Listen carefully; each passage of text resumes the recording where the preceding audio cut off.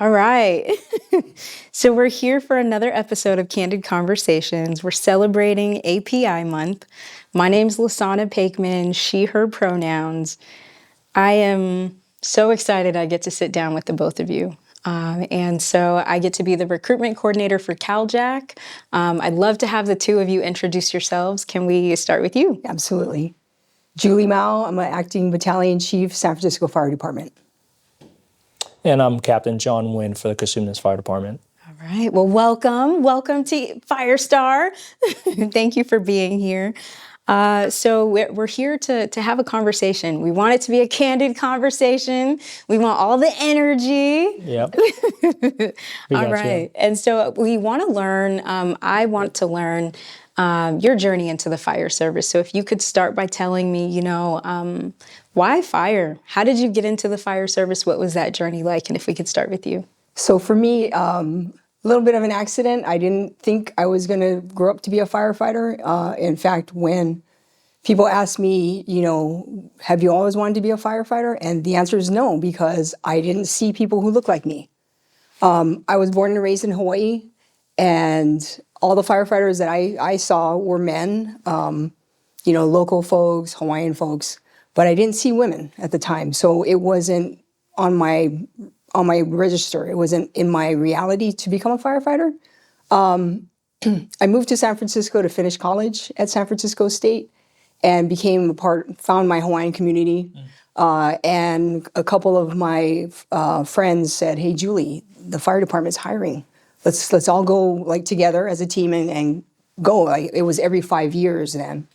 So I said, I don't know what you're talking about. It doesn't make sense to me. Really? So at the time I was working in different nonprofit organizations. So I liked helping the community. I liked being part of the community. But until I became closer in and actually talked to people and saw that it was a reality, then it made sense. So the key turning point was asking other firefighters, "Hey, how do you like your job?" And they would say, "I love my job." And I wanted that feeling of having a purpose, making a difference, and being part of the community. So all those things clicked together, and that's when the light bulb went on for me. Beautiful, beautiful. You may be wondering one of the same things I'm kind of thinking. So Hawaii is where you're from. Yes. Why leave such a beautiful place? Yes, born and raised in Hawaii, love it. Grew up on the west side, the best side. And, for a lot of us youth growing up in Hawaii, there's limited opportunities economically. It's mainly a tourist industry, service, so the jobs are not... the jobs don't pay that well compared to the cost of living. So a lot of us who have the opportunity go to the continent to go to college, to seek other opportunities with the dream of coming home one day. So that was my route. Beautiful. So, yeah. That's awesome. And how about you? Let's hear your journey into the fire service. Yeah, thank you. First off, I want to say it's an honor to be here with both of you and be able to represent the Cosumnes Fire Department. So for me, as far as how I got here, I was always a pretty adventurous kid growing up, and I've always thought I wanted to do something that was somewhat action-oriented, whether that's the military or the fire department, flying a plane, something, rock climbing. I don't know, maybe surfing. But it's happenstance that I was playing football in high school, and I had a coach who was at the time a firefighter for Sac Metro Fire. And I went for a ride-along with him at his station, and he actually said, "Hey, you should come out for a ride-along, just for a little bit, see what it's like." And I was interested in kind of seeing what life is like as a firefighter. And once I got there, it felt like home. It felt like something that I could see myself doing for a really long time. I had no intentions, actually, of even at the time being a firefighter. But once I got there and I saw that this is a good niche, and he even told me, he said, "Hey, I think you fit in pretty well here. You get along well with people. You're good with people. It looks like you like working with a team." So you should try this, and here's a program that you could try to look into. And at the time, it was the regional occupational program that allows students to do like an internship of sort, and basically go through a abbreviated academy-like setting where we would go out to a firehouse and be able to work on, throwing ladders and tying ropes and so on and so forth, pull hose. And then from there, during off-school hours, we'd be able to go for a ride-along at a station. So my very first ride-along was at Station 10 in the city of Sacramento. And I just remember that was the first time I was introduced to like the fire culture. And I'm talking about like everything from eating together, making a meal, to training, getting your heart rate up because you're going on a call that you haven't been to before, and seeing how the older folks do it, the more veterans, like the veteran captains and firefighters do it, and they always seem so calm and put together, and I just want to emulate that, And I said, I think I really want to do this. Mm-hmm. I actually had an opportunity to go play football down south for the University of Redlands, and I had to make a decision between the two. Mm-hmm. And I just thought so much of like what we do here is so paramount that I wanted to do this for the rest of my life. So that's how I kind of ended up here. 16 years later. So you're still here. Yeah. So when you drive past that station now, I think you said Station 10, right? Yep. With your own family, does it feel different when you drive by like on this side of the job 16 years in? No. Actually, honestly, when I do drive by, it brings me right back to the first day, and those are strong feelings, when you first get introduced to something that for me is home, like the fire service is home. But at the time, it was all new experiences. So I go right back to that first day, and I tell my kids, like, hey, this is where I started. There are still people in the fire service today that were at the time, they've promoted since the chiefs and so on and so forth, but at the time they were firefighters. And I just remember they were big, to me. So they were bigger than life. So yeah, to answer your question, nope, I get brought right back to the start. Okay.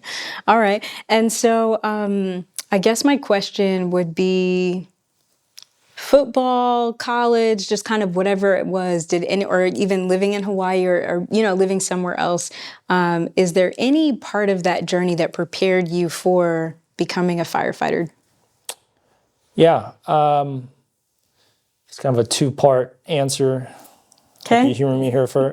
Yeah, at first, on the surface level, because I did talk about playing football and being adventurous and wanting to get out there. So of course, it seems like it was a natural fit on the surface level if you didn't know the fire service as well, because it would seem that all we do every day is go to fires or vehicle accidents or medical aids or emergencies of all sorts. But the reality is, a lot of what we do is behind the scenes of the emergencies, is preparation, training, counseling one another, cooking with one another, sharing ideas, having dialogue. So the more that I've started to think about it in the last several years, because I'm at that point now where I'm able to really help mentor others and be able to tell them, hey, what do you bring to the table on a personal side that really helps in the fire service? I started to look at my own personal experience and how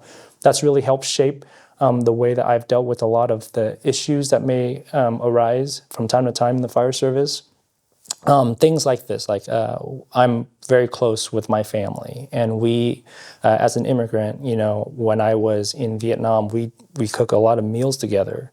So that's what we do at the firehouse. I'm sure you may be able to touch on that experience too. Food. We do too. Food is everything. Yeah. Even now at home with my family, we do the same thing as we would do at the firehouse, where we turn the TV off and let's make some food and let's teach our children how to, cook and converse and talk to one another. And that's what we do at the firehouse when it's surrounded, when it's dinner time and long before dinner time while we're prepping.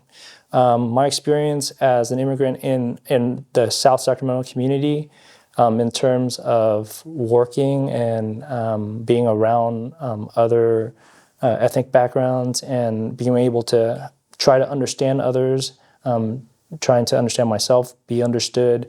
Like those are things that are really important in the fire service to have, because here we are living with a lot of people from a lot of different backgrounds. And so that was something that I didn't realize has really helped shape my ability to work with others is my early experiences as a child of like understanding other cultures, so on and so forth. So really, when it comes down to it, yes, on the surface level, there's a lot of action and adventure that's awaiting someone who is looking to get into the fire service. But in the end, it's the individual and their backgrounds that really enriches the environment that we're in. So, Agreed, absolutely. Right, And growing up in Hawaii, I mean, we are multicultural. We have a lot of different races, ethnicities, religions, etc. And just that mix of being with other people, of understanding diversity, it's just a nice blend. And having diversity is something that benefits the fire service, because really, truly, not only do we represent our communities that we work in, right, but we represent other points of view, other ways of looking at the world, other ways of operating in the world. You know, and having that sensitivity is very important.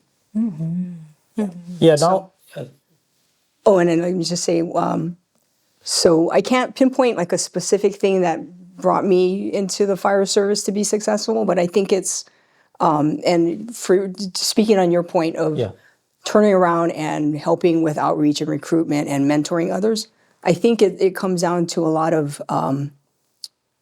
character, right? The characters that we, and the values that we have in the fire service, you know, work ethic, right? Follow through, following instructions, right? Seeing things through, working together as a team, integrity, honesty, you know, commitment and drive, because this is a tough job. I mean, Yeah. at the end of the day, you get dirty, you're in the trenches, you're in a lot of difficult calls that a lot of society doesn't see. We see a lot of suffering.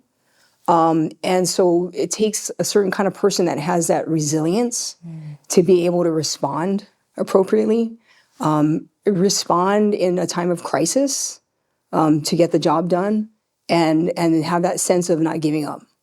And that's really a lot of old timers. When I came in, they said, "Hey kids, you know, we do our best, put our best foot forward, and we don't give up." And that's absolutely true. We don't stop until the job is done, and then some, you know. And I'll just speak again to how we are as people and human beings and how we operate, right? A lot of it is that response, coming in, you know, suppressing the fire or dealing with EMS or dealing with, you know, community needs or vehicle accidents or cliff rescues, surf rescues, anything. But at the end of the day, this is a job about people. It's a job of helping people and helping them in their worst time and being very sensitive to that. It's being sensitive to the people we work with, what they are going through, because sometimes we don't understand. Like nowadays we talk about wellness and behavioral health, and truly when I started this job, and probably when you did, we never really had that conversation. It was, "Hey kid, you know, we're sucking it up, get your job done, whatever it takes, but we don't," and whatever we had to process or traumas that we were part of, we didn't have the opportunity to process that. And now I believe the fire service is moving in a better direction of understanding the whole person and the whole human experience, and bringing us closer into having skills to deal with those things, because truly, not only do we deal with trauma on the job, but we come with our own stuff before we even get here. A lot of us, we're the fixers, right? All of us. In our Come jobs, with our own right? In our jobs, we're the fixers and the ones that took care of our families and whatever. And that comes with its own trauma, as well as generational, cultural trauma. And so that part where we are dealing with difficult things will come up for ourselves, and we need the place to be able to process those things, right? So that we can heal as well. Yeah. I feel like with that, we can close. Like, why Yeah, are we're we? done. All right, that's it. That's it. Thank you. Literally just addressed everything. I think so. Well, I'm going to say something else to that too. Like, I didn't ask for help, and we're not our best. We have not been our best patients or clients, let's just say, right? Because we come from a job where we're going to get it done, and yeah, we do that. But it took me a while to raise my hand and go, I need help. You know, I need somebody help me. Can you give me some resources? Because I can't do it right now. Right? So there's no shame in that. There is no shame in that. Raise your hand. Even before you get there, line up the resources. We have them. Identify them in your departments. Identify them through the EAP program and understand what that is. And even peers. Peer support is huge, right? Talking to each other, checking in with each other, you know, because there might be things going on that we don't know people are going on. You know, people a lot of times say, how are you doing? I'm okay. And that's it. You okay? Let's talk. You know, just creating those moments and that space for other people to know that you're there, to know that you can reach out, you know, is important. Yeah. Yeah, just a dovetail. I'm not sure how I can follow that one up, but if I can just dovetail a little bit of this, my most humbling experience for me has been honestly in the last very recent time, in because I was so focused on getting here. I have to take more classes. I have to know more. I have to do more.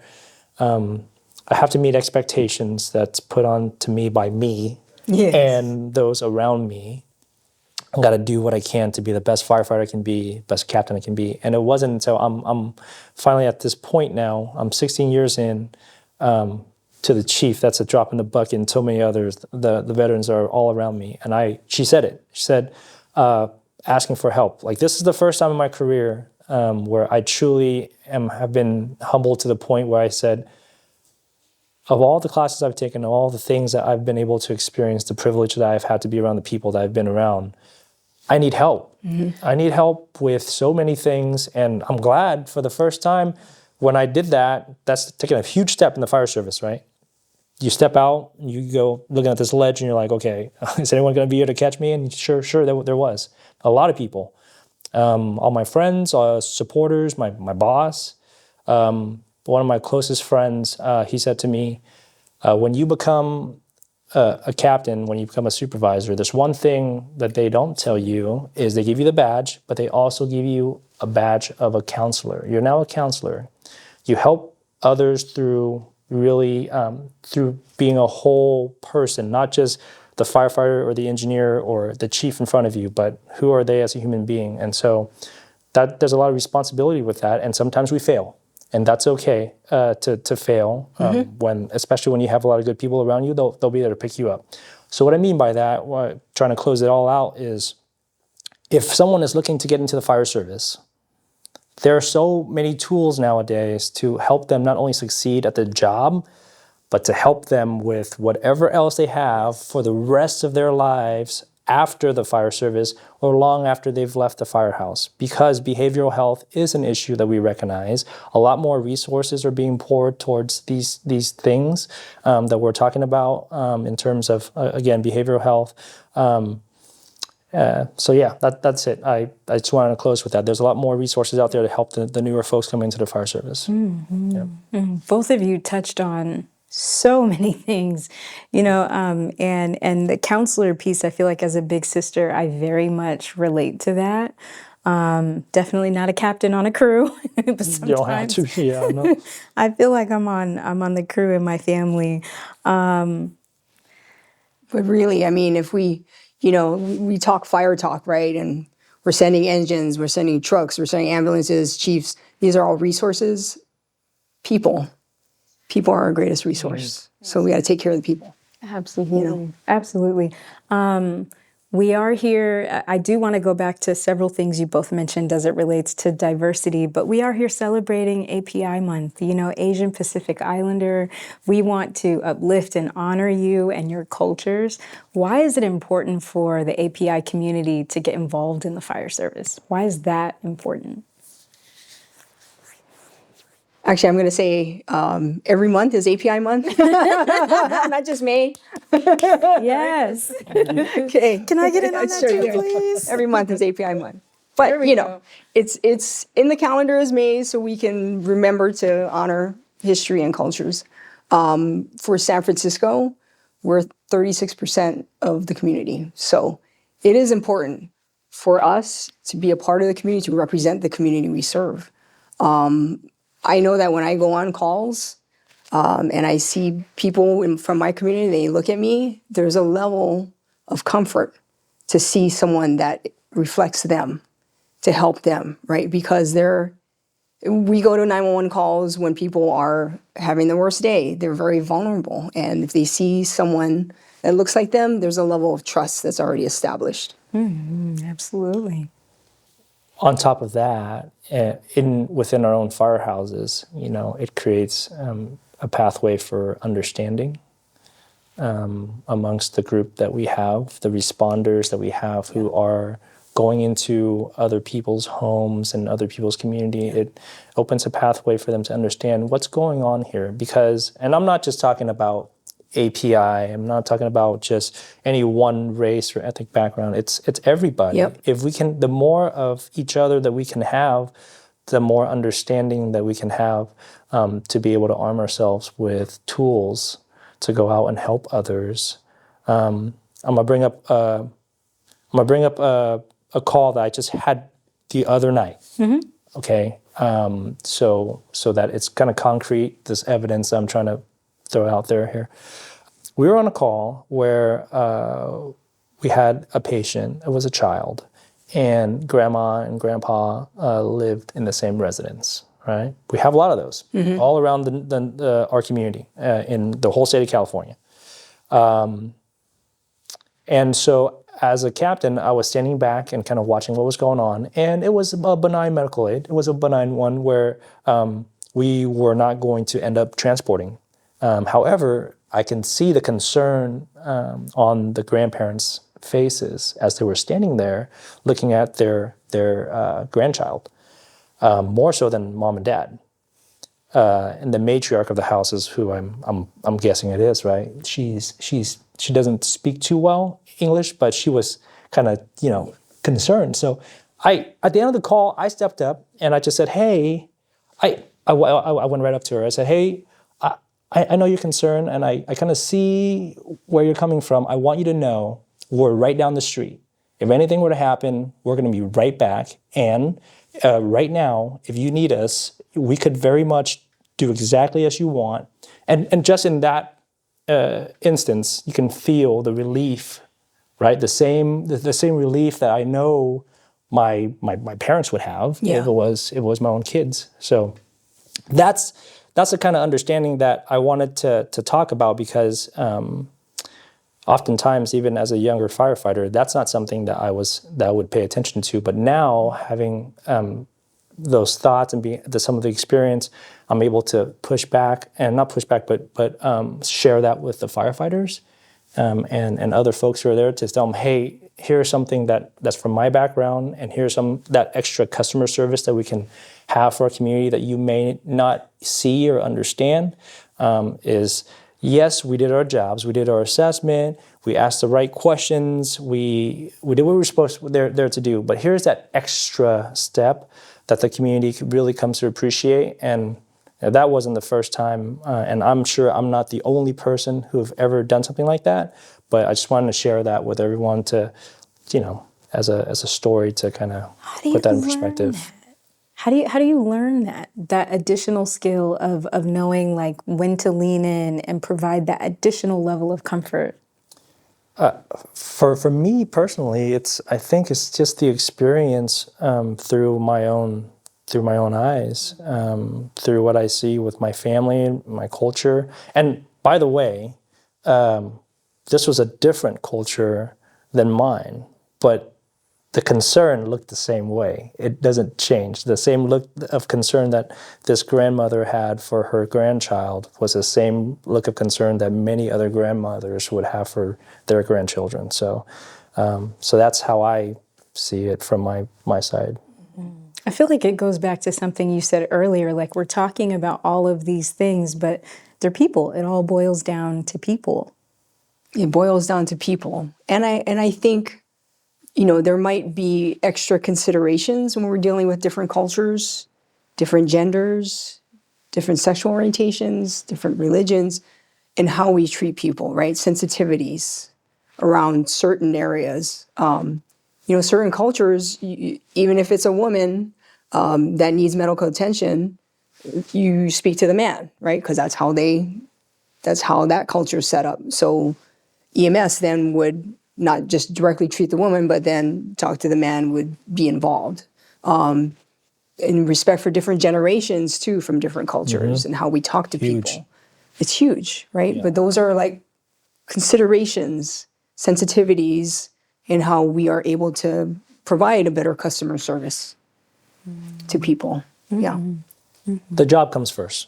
We have to respond, effectively, efficiently, in a safe manner, and be able to do the job well. That's what 911 is being called for. However, there's this other set of skills that's needed, and that's what we look for. We're looking for those unsaid skills, I guess. That's very hard to find, and it takes a really long time to figure out, does this person have it or not? And we're trying to figure out what kind of questions can we ask in an interview to bring that out of a candidate. How can we, find that of a candidate? That's one of the hardest things that we can do in the fire service is find the right candidate. You spoke about interviews. I want to go again back to this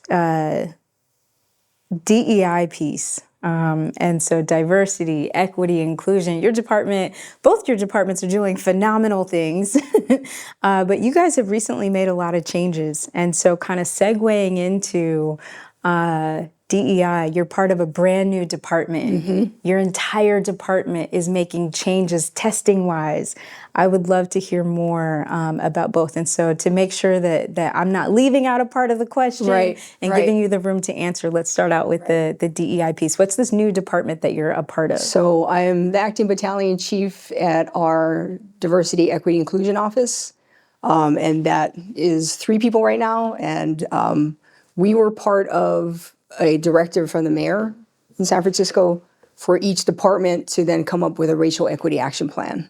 And so we put that together in 2020, and then now we're, laying the groundwork for how the department runs. But again, it's on a lot of different levels, right? It's recruitment and outreach, retention, making a safe space, and making our training, making how we operate very culturally inclusive, right? It's not only inward in our department and making those changes, but it's outward in how we provide service to the community. How do we treat people? How do we treat people with empathy and respect based on those different levels, right? Because we can just throw out diversity, equity, inclusion, but in actual actions and how we operate is a bit of a different lift. I will tell you that it's something that's easy to say, but then to put it into practice, it does have to be on a lot of different levels. It has to be embedded in the culture, has to be embedded in the department and how we operate. What is it that has to be embedded? Diversity, equity, inclusion, that conversation. So it's, for instance, so I'm just gonna break it down to just an example. If we're making policy change, who's sitting at the table to give input to make that policy change? Does it affect a certain group? Does it not? Are we the same homogeneous group making decisions and coming to the table? Who got invited to the table? Just the regular people or is it like everybody? You know what I'm saying? Yep. Even though other people could have a skill set that would be, and a voice that would be very important at the table, who's sitting at the table. So it's a lot of different ways in how we operate and really unpacking that and then repacking it with that DEI lens. Yeah. Excellent moves at San Francisco Fire Department. Beautiful. And it's not just for now, it's for the rest of everything moving forward, right? Everything moving forward and how we operate. And then you guys also are making a change testing wise. So we're that so diversity excited. piece is transitioning into so testing. excited. What does that look like? Who So are you going with? Where are we? We're going with you. That's where we're going. Oh, you are? Yes. So we are moving from the testing service of National Testing Network, NTN, over to FCTC. Thank you. Thank you. Because it is completely, FCTC is completely in alignment with the fire department, the San Francisco Fire Department, and our racial equity action plan of outreach and recruitment to reach out and bridge gaps to underrepresented groups, to bring them into the fire department and, give them an opportunity to come in the door. We have a lot of our members who are at the EMT program that's going on right now in Livermore Pleasanton, which also is, providing EMT certification to underrepresented groups and providing wraparound services so they can get there.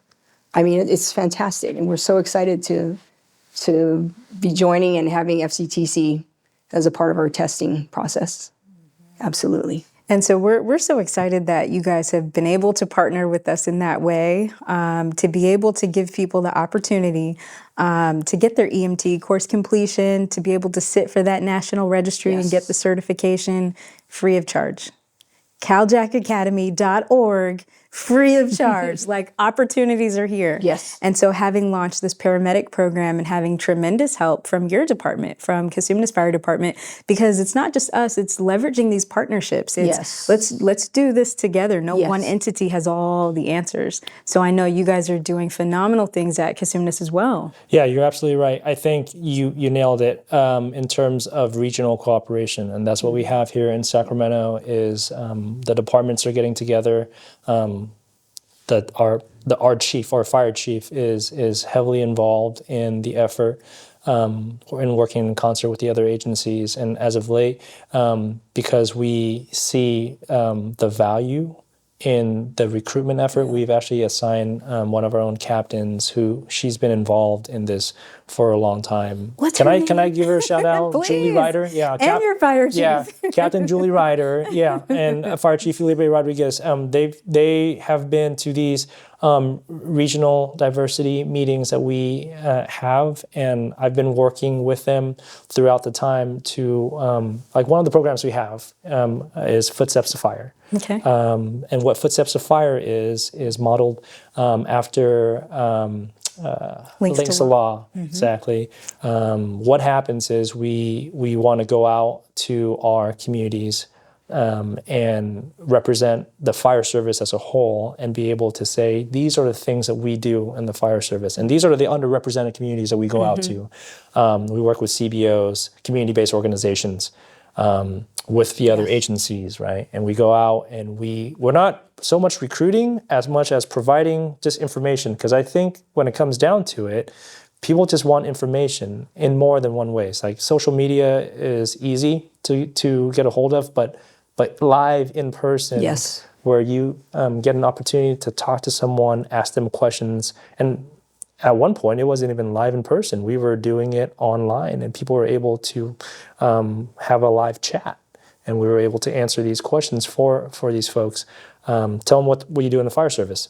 Everything from a typical day in the life of to what is your bare minimum requirements. So these are things that we're doing at Cosumnes to help with that effort. Mm-hmm. I know that you were leading one of those cohorts at one point, and so wasn't it, and if you could kind of talk about how it's broken down by ethnicity, how it targets different groups by ethnicity, at least to start. Yeah, so the cohort that I was with, again, is the API cohort, and we reached out to the Asian Pacific Island community in Sacramento.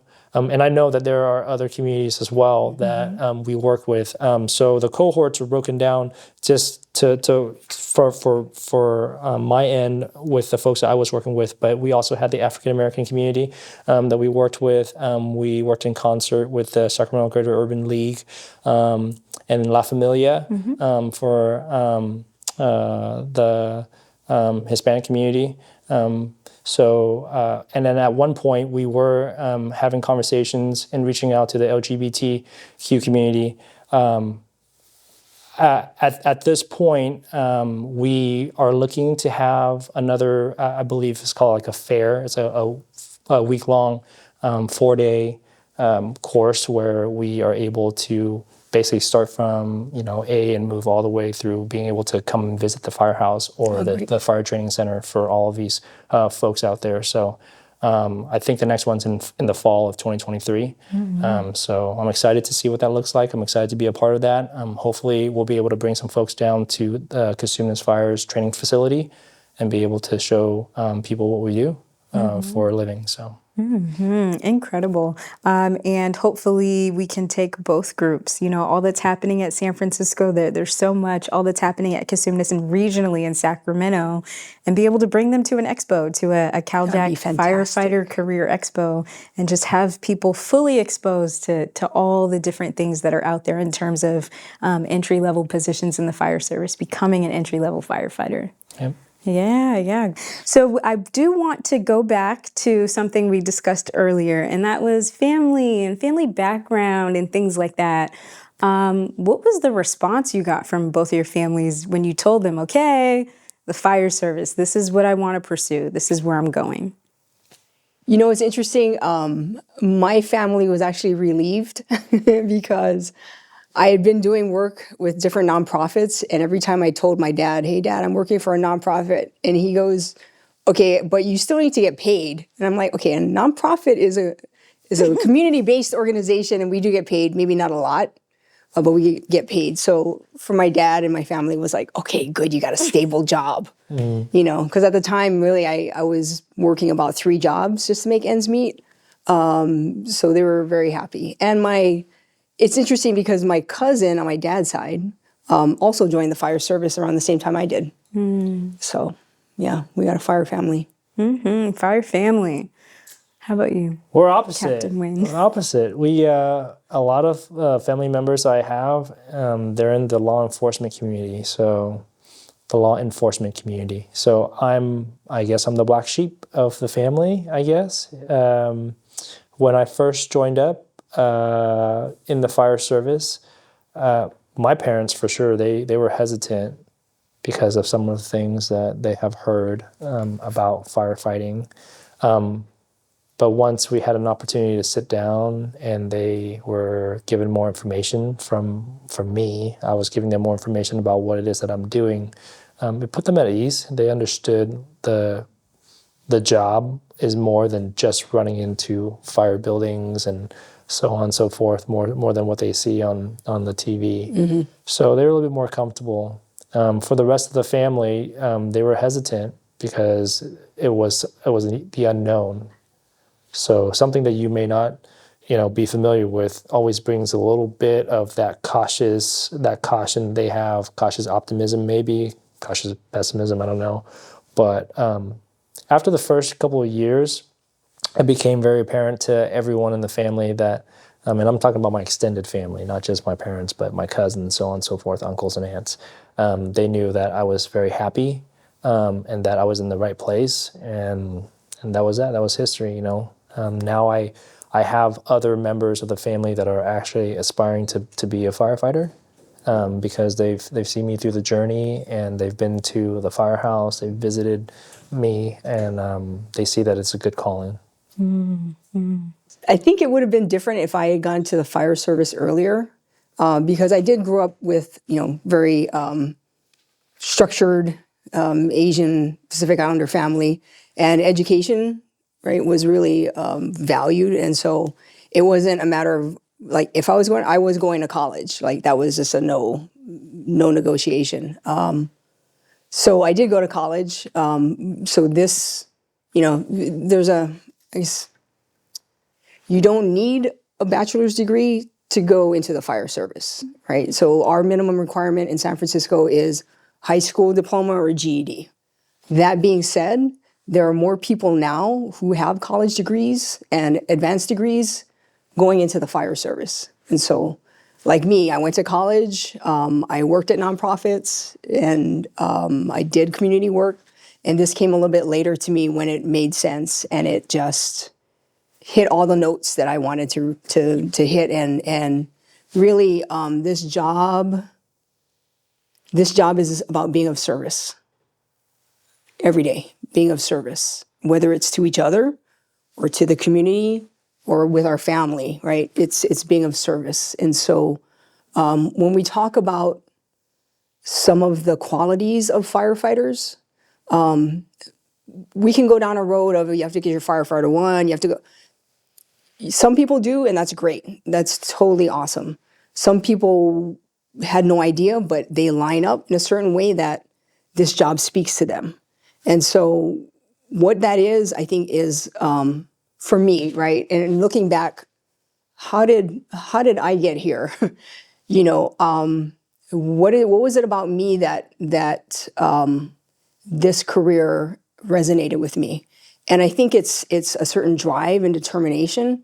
My auntie, I asked her, I said, "Can you remind me, like when I got in, what was your opinion?" And she said, "Julie, like we always knew you were gonna go places and just like you put your head into it and you just go."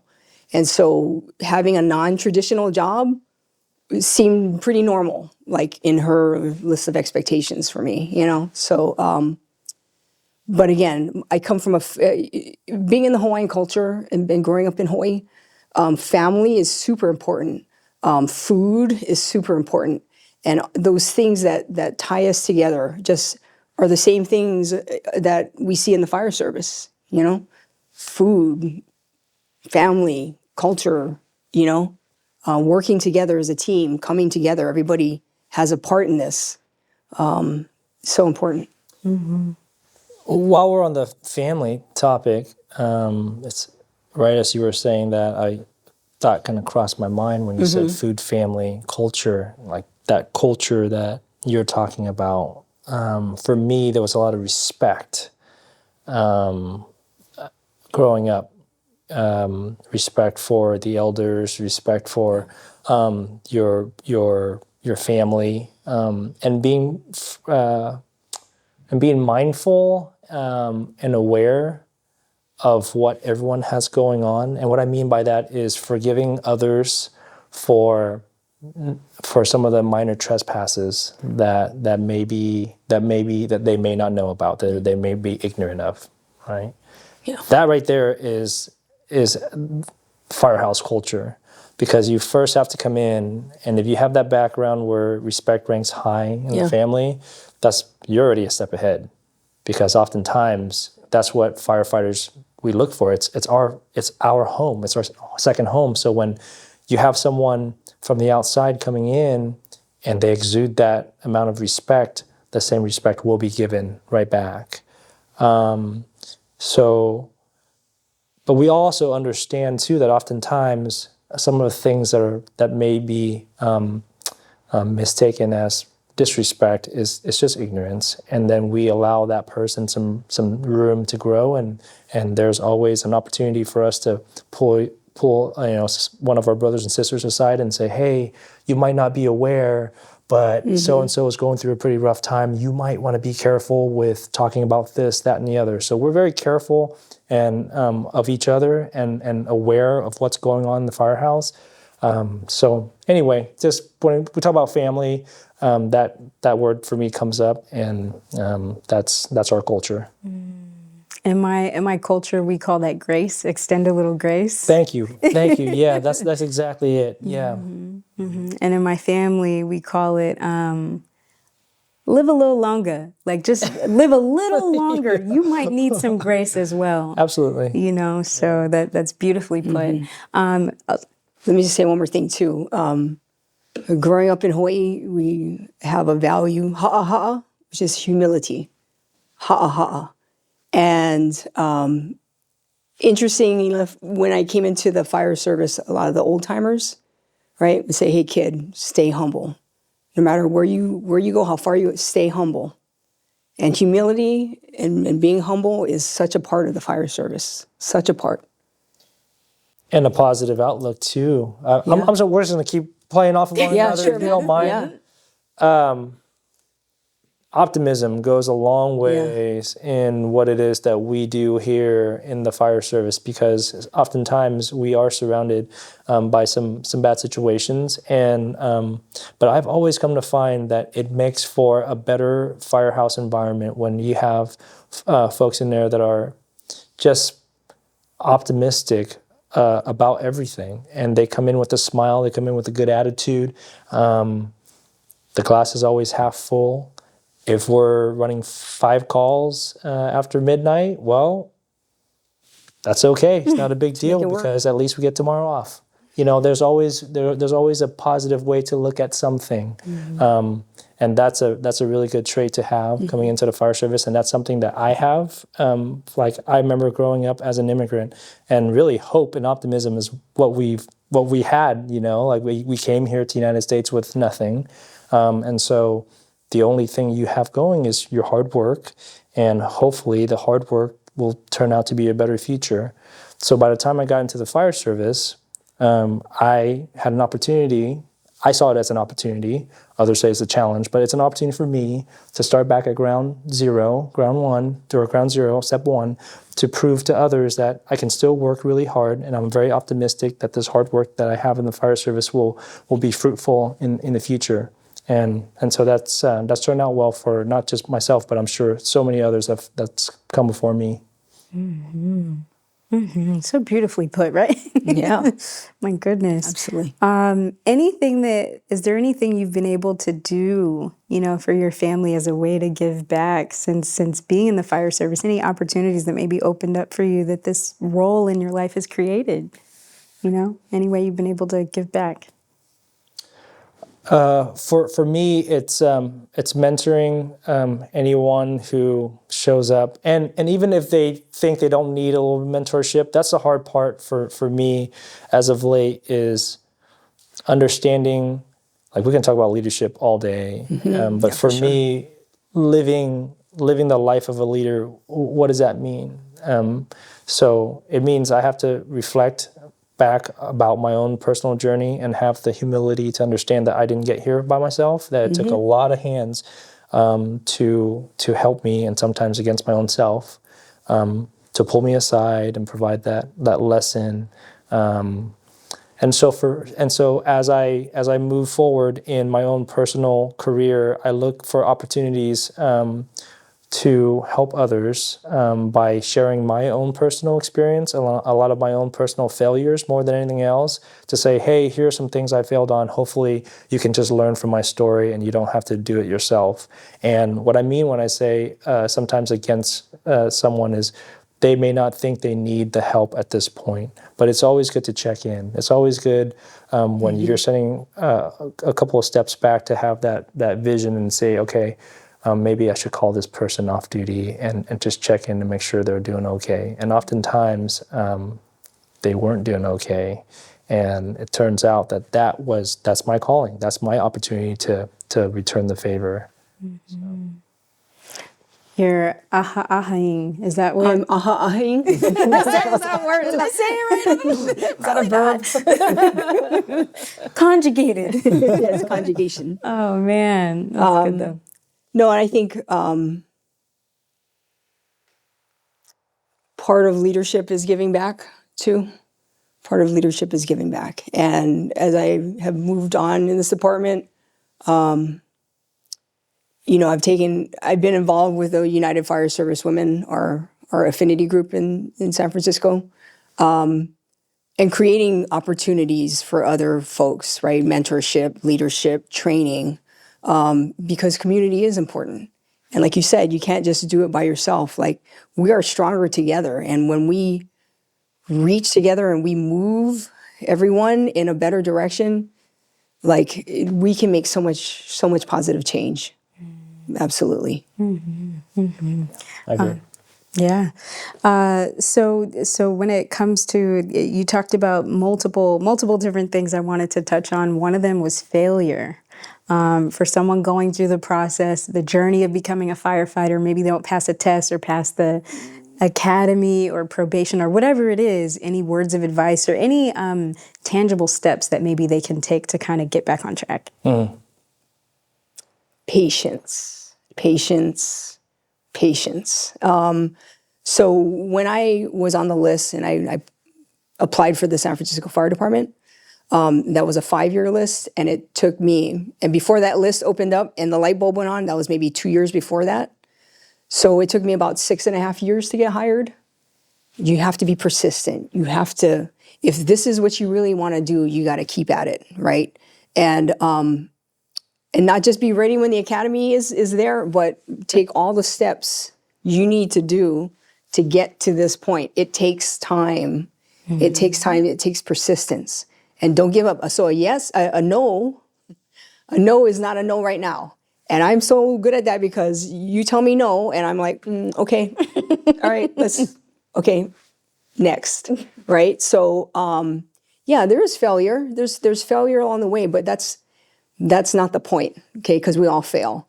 And what I've told my academy students, because I've taught 5 academies with San Francisco Fire Department, I said it's not the failure. It's you got to get up and then come back and learn from that. So it's not the fumble, right? Like in football, it's not the fumble, but it's the recovery and pick that ball up and go. Like you got to keep going. But it's that drive and determination to get it done. And like I said before, it took me 6.5 years to get this job. It's been a journey, but it's for folks, folks in the process, I tell them, it takes a little time, but you can get it done. And really part of, I think, our strategy now is to, and especially for San Francisco and our DEI office, is to go, okay, maybe this person needs a little more support this way. Maybe there are barriers for certain groups or certain people, right, that we need to address to help them get to the door. Maybe we got to open the door a little more and show people that this is the direction you need to head. So there's steps in between as well on our end. But for folks getting in the process, like, don't give up. Mm-hmm. A no right now is not a permanent no. Just keep going. Mm-hmm. Yeah. I'm just like taking mental notes. I'm taking mental notes right now. Okay, what else? Okay, Chief, right? Yep, got it. Okay, I sometimes do that. Okay, I got it. I mean. Yeah. I thought about our academy staff and how much our academy staff has changed. So we talk about failure. Number one, I do agree with Chief, is it takes a lot of patience, and do understand that this process, you're serving the community in the time of need. So we have to have candidates that are at the best, and what that means oftentimes is it takes a little bit of time to get here. But I think about our academy staff and how helpful our academy staff is at Cosumnes. I've been privileged to be involved in the last few academies that we have had in a certain amount of training, whatever that may be, just different types. Right when you come into the fire service, we consider you to be one of our own, and a little bit of so your failure is our failure. We own that. That's ownership from our standpoint. So we also own the fact that if we fail at getting you to the doorway, that we have done something wrong. So we're looking at the way that we're doing things at Cosumnes, and we're making those effort towards recruitment to put our candidates in the best place it can be to be as successful as it can be. So. I'm hearing onus. I'm hearing accountability. I'm hearing leadership. I hear so many things just within that one statement. Mm-hmm. Man. Mm-hmm. Work-life balance. Does it exist? If it does, what is it? What does it look like? It's been tough for me. Like the truth is, I'm a very driven person, and it's funny, I feel like sitting here with Chief, like asking us about work-life balance, we're like, oh, what are you talking about? But for me, I'm finding out because I have 2 young kids that I absolutely want to be around and be at their practice and drive them to. And the great thing about all that is my work understands. My boss understands what it is that I need. The folks around here, around me, meaning like my coworkers, their parents too. They have personal lives outside of the fire service.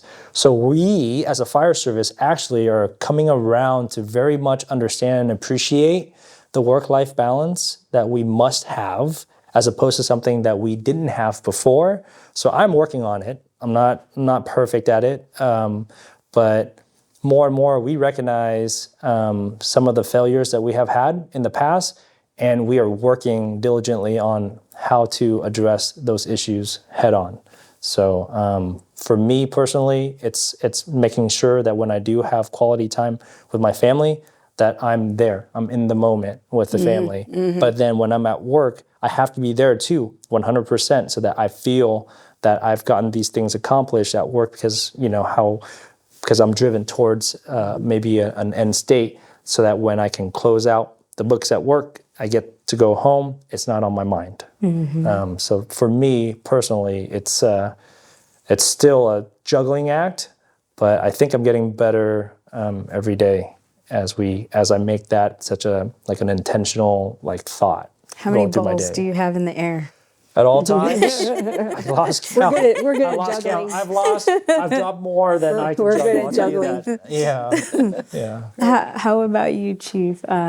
The work-life balance, does it exist? What does it look like? I think a work-life balance is a balancing act. I think it's a process. And I think it's not as, it can happen in ways that, in small ways that make a big difference, right?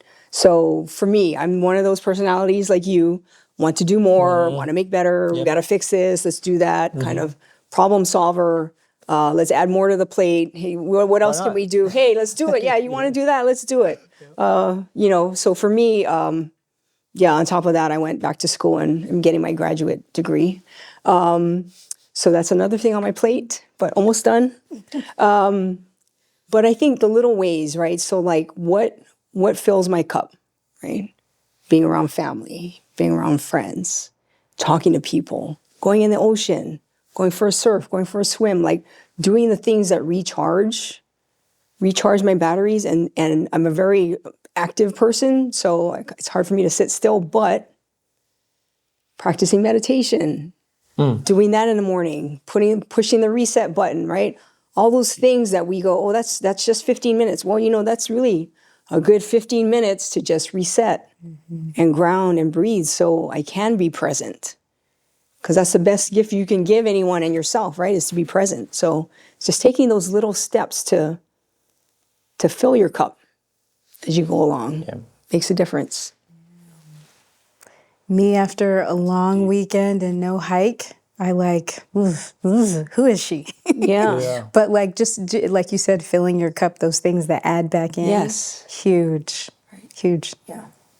You were saying deep, or were you going to add anything? No, I don't think any much more is needed to be added. That's good. It's well said. Yeah. All right. So final question. Words of wisdom, what would you like to leave candidates with? Pursuing this journey, maybe they're on the journey, plugging along, feels like they're never going to get there. Whatever that journey may look like, words of wisdom for that person or those people. Be committed. Keep taking the steps you need to take to get here. And remember your why. Your why is so important. Why do you want to be here in this job? Why do you want to be part of the fire department, the fire service? That why is going to carry you through the rest of your career. Absolutely. Yeah. Our purpose is to serve. The fire service, our purpose is to serve others. And if you have a desire for that, have the patience, like the chief is talking about, have the due diligence to follow through with what you set out to do, which means oftentimes if you were to fail, use that as a springboard for an opportunity to succeed the next time. Yep. And don't forget to take time to get some help along the way if you need it. Yep. And be able to give back to others once you get to where you're going. For me, on a very personal note, because this career for me has been a lot of, it's almost like a roller coaster, ups and downs. And I think that goes across the board for a lot of folks. What I've come to find is that it's such a rewarding career. And I've been able to have the privilege and the honor of giving back to my community that I grew up in Elk Grove, and Gall, and South Sacramento County in general, because we have a boundaryless system. And it's worth all of the pain that we have had. And for a lot of these, a lot of the downs, a lot of the times that things haven't been as best as they can be, I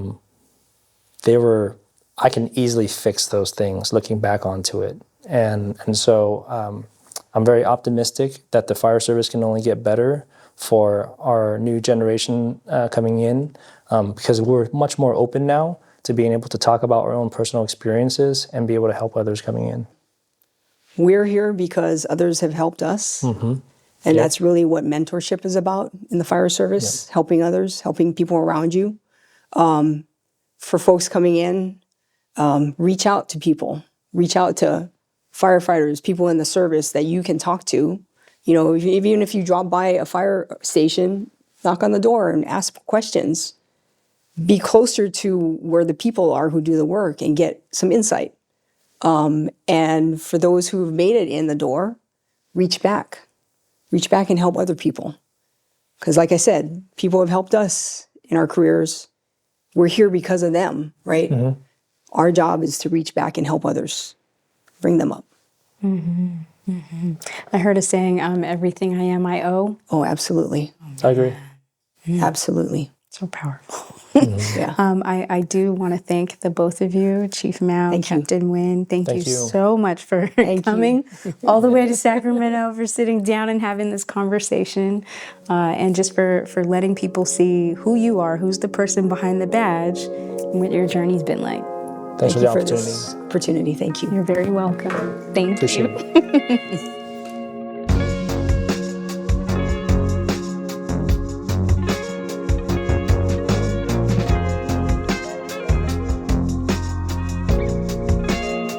Thank you so much for tuning into today's episode of Candid Conversations. Hopefully you heard several different things that resonated with you, that encourage and empower you along your journey of becoming a firefighter. There's a couple things we wanted to mention. One of them is a paramedic academy. So Cal-JAC offers an EMT academy and a paramedic academy, both free of charge. Please go to caljacacademy.org to find out more information. That's caljacacademy.org to find out more information. The deadline for the Paramedic Academy is May 21st, 2023. And the EMT Academy, the deadline will be sometime this fall. So you'll want to keep an eye out for the application for the EMT Academy. And lastly, we have a huge Firefighter Career Expo. So if you're looking for a place to get more information, to meet fire department recruiters, to try out the CPAT course, and just meet more people looking to do the very thing you want to do, which is becoming a firefighter, join us this fall at a Firefighter Career Expo. We'll be in Sacramento, October 21st, and we'll be in Carlsbad down near the San Diego area, November 4th. They're both Saturdays. It's 10 to 1. There's music, free food, and just lots of information. So we hope to see you at both events. Peace out, and we'll see you next time.